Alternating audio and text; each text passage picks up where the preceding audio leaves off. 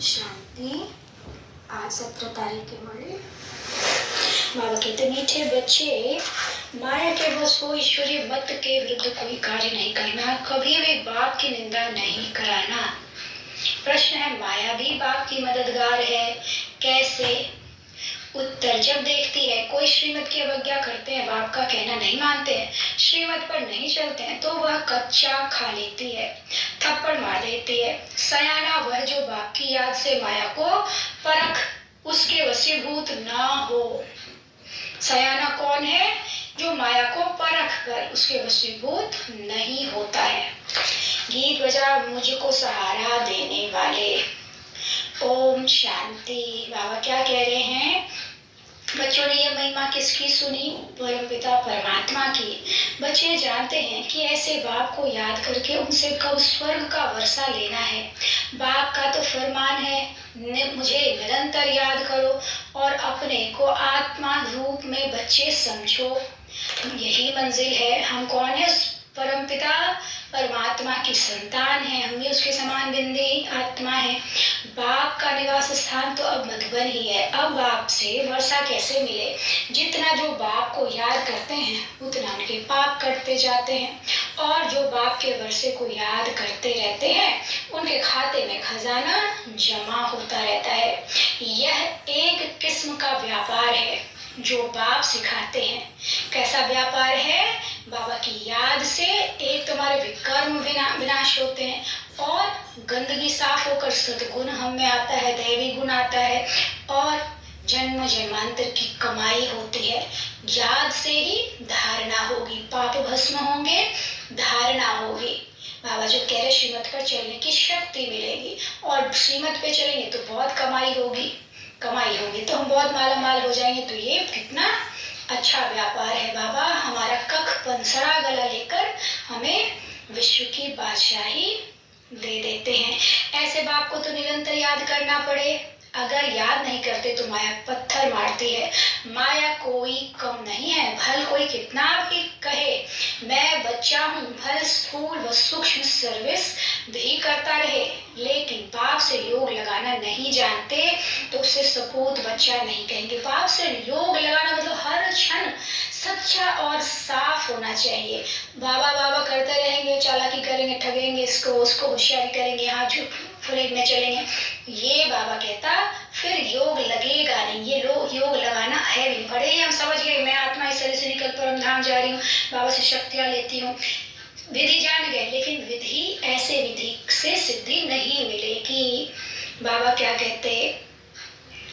उसे सपूत बच्चा नहीं कहेंगे जो गलत तरीके से बाबा की याद करता है। बाप तो कभी किसी पर गुस्सा नहीं करते, कभी और दृष्टि से नहीं देखते, परंतु चलन ऐसी देखते हैं तो समझते ये आसुरी मत का है। माया एक ही घूसे से एकदम खत्म कर देती है, फिर कितना विघ्न डालते हैं। उनका जितना बड़ा पाप बनता है उतना अज्ञानी मनुष्य का नहीं बनता। क्या कह रहे बाबा? कहीं नजदीक रहते हुए जरा भी पहचानते नहीं। बाप कहते यह भी ड्रामा में नूंद है, जो सुनते हुए जैसे कि सुनते ही नहीं। तो बाबा क्या करे?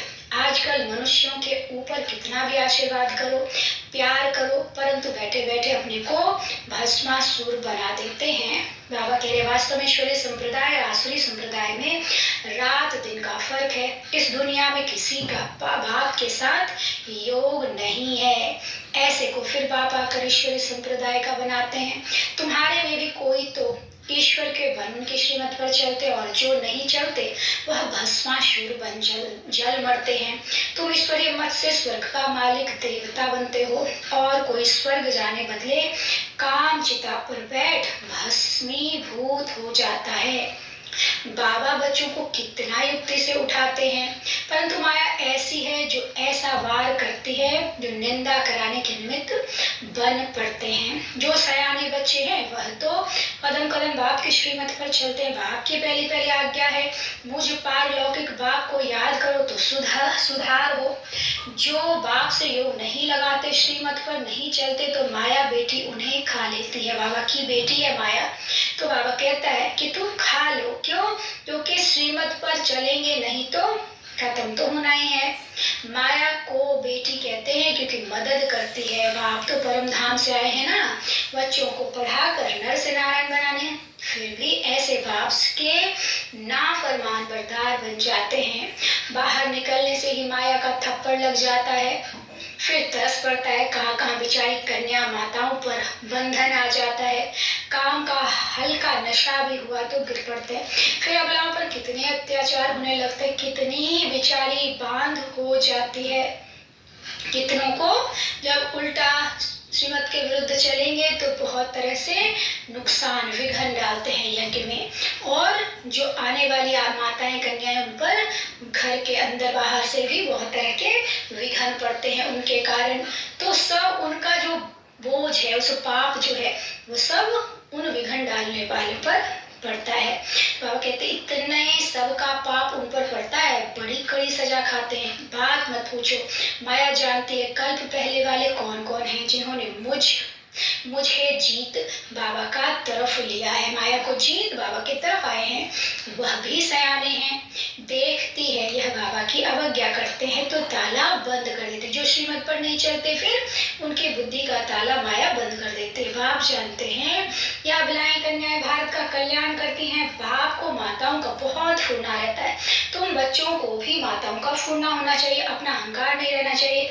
बाप खुद कहते हैं वंदे मातरम, बड़ी संभाल करनी है, कोई ऐसी डर्टी चलन नहीं चलनी है। अपने आप से पूछना है कि हम कोई उल्टा धंधा तो नहीं करते हैं। बाप कहते हैं तुम बाप से वर्षा लो, तुम देवता बन आए हो, धर्म की स्थापना में विघन तो पड़ने ही हैं। क्राइस्ट के समय में भी ऐसे कई निकले जिन्होंने निंदा आदि की, आसुरी संप्रदाय ने मार डाला, पहचाना नहीं। अब उनके कितने चर्च आदि बनते हैं, परंतु इससे कुछ फायदा नहीं।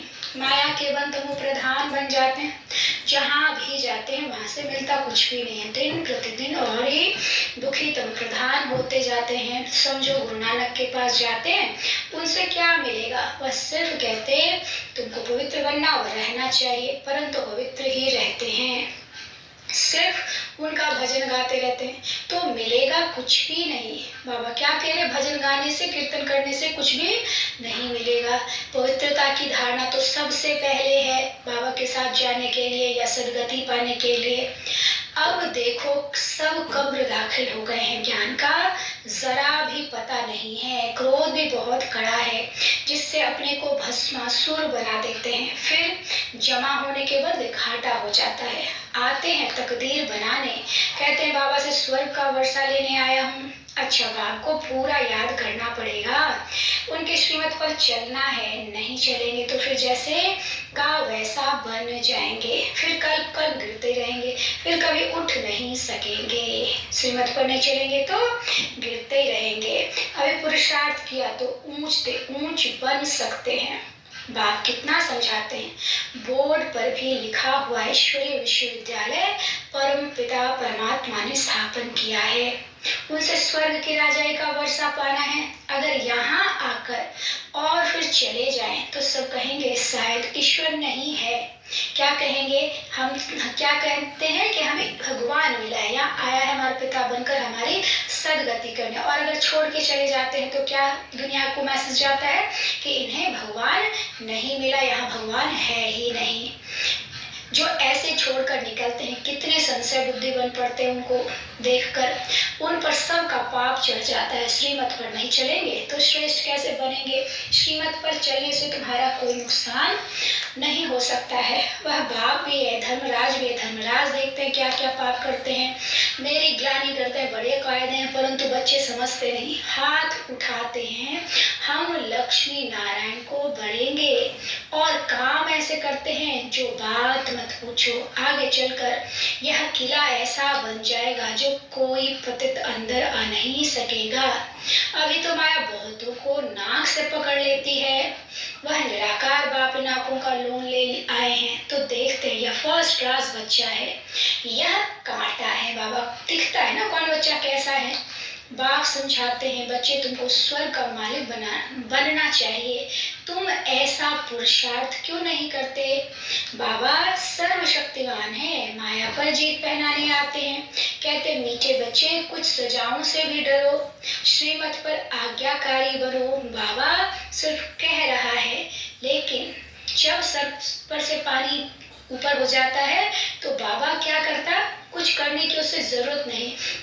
जो जैसे चल रहा उसको अपने ही बनाए हुए रास्ते अगर अच्छा चल रहा तो खुल जाएंगे और नहीं तो सारे दरवाजे बंद हो जाते हैं। तो इसलिए बाबा कहते श्रीमत पर आज्ञाकारी बनो, अपने पर रहम करो। माया के वश कुछ भी करेंगे तो भूत बन जाएंगे। भवानी माता कहा जाता है, कोई तो भवानी का वारिस बन जाते हैं, कोई भूत बन जाते। तुम सब भवानी माताएं हो जो ज्ञान अमृत पिलाती हो। वफादार बच्चों पर माता पिता की आशीर्वाद रहती है। वफादार नहीं तो शांति से जाकर कहीं दूर रहो। बाबा क्या कह रहे, जो वफादार, वफादार का मतलब बाबा की श्रीमत पर कदम से कदम मिलाकर चलो। बाबा ऐसा कुछ नहीं कहता, बुद्धि से बाबा कहता मुझे याद करो, पवित्रता की धारणा करो।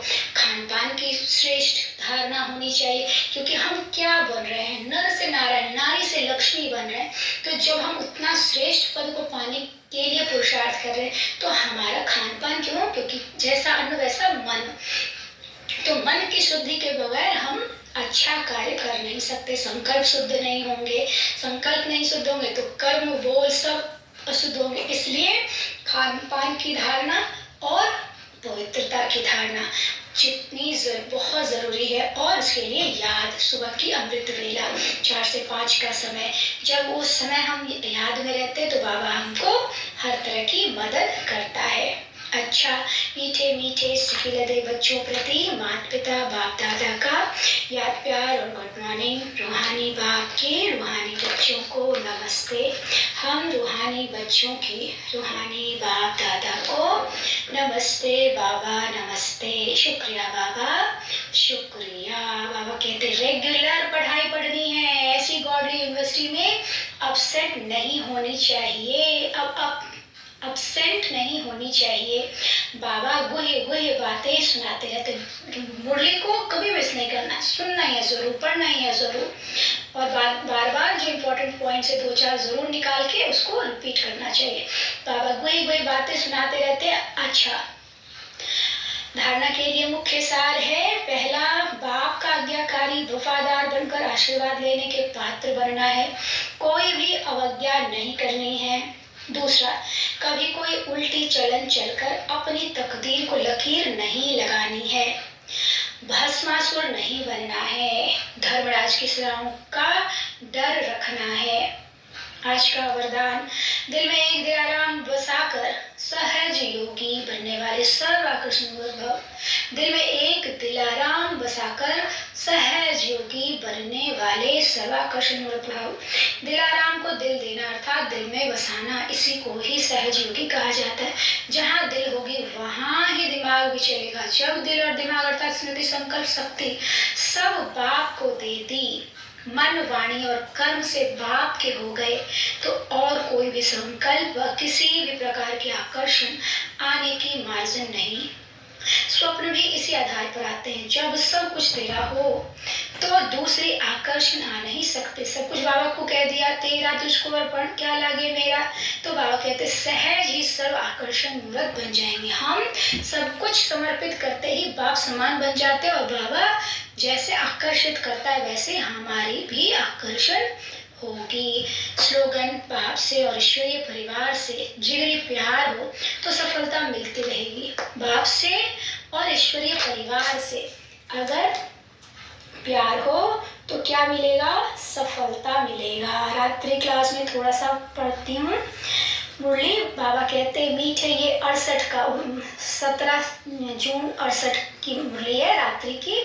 मीठे मीठे बच्चे जब यहाँ आते हैं तो समझते हैं हम बाबा के पास जाते हैं, बाबा से सुनते हैं। जब अपने अपने सेंटर पर जाते हैं तो सामने बाप दादा नहीं बैठते हैं, कहाँ कहाँ घोप भी चलाते हैं। मुरली तो सहज है, कोई भी धारण कर क्लास करा सकते हैं। ब्राह्मणियाँ बैठी तो हैं, बाबा पूछते हैं। कोई मुरली पढ़कर फिर मुरली का सार सुनाते, कोई मुरली पढ़कर सुनाते हैं। जो मुरली हाथ में उठाकर सुनाते वह हाथ उठावे, मुरली हाथ में नहीं उठाकर बिगर मुरली ऐसे ही सुनाते हैं, वो भी हाथ उठावे। मुरली हाथ में तो नहीं मुरली हाथ में तो होनी चाहिए ना। पढ़े हुए हैं फिर सार बैठ सुनाते हैं, कोई मुरली पढ़कर सुनाते हैं, नंबरवार तो है ना, पूरी मुरली सुनानी है। बाबा कहते महारथी घोड़सवार और प्यादे सभी तो एक्यूरेट नहीं पढ़ते, कोई तो पढ़ते भी रहते हैं, एडिशन का रहस्य भी समझाते रहते हैं, रसीले नमूने सभी ऐसे नहीं समझा सकते। यहाँ तो बाप बैठे हैं, बाप बच्चों को कहते हैं कि कोई बात में संशय होना नहीं चाहिए, एक बाप ही सभी कुछ जिस सुनाते हैं। उन स्कूलों में तो अनेक पढ़ाने वाले हैं, अलग अलग पढ़ाते, यहाँ तो एक ही पढ़ाते हैं, एक ही एम ऑब्जेक्ट है, इसमें प्रश्न पूछने का रहता नहीं। सुबह को यहाँ बैठ बच्चों को याद की यात्रा में मदद करता हूँ। बाबा क्या क्या करता है ये बता रहे, ऐसे नहीं सिर्फ तुमको याद करता हूँ, सारे बेहद के बच्चे याद रहते हैं। तुमको इस याद से सारे विश्व को पावन बनाना है। तुम किसमें देते हो? पवित्र तो सारी दुनिया को बनना होता है। तो बाप सभी बच्चों पर नजर रखते हैं। अच्छा, ओम शांति।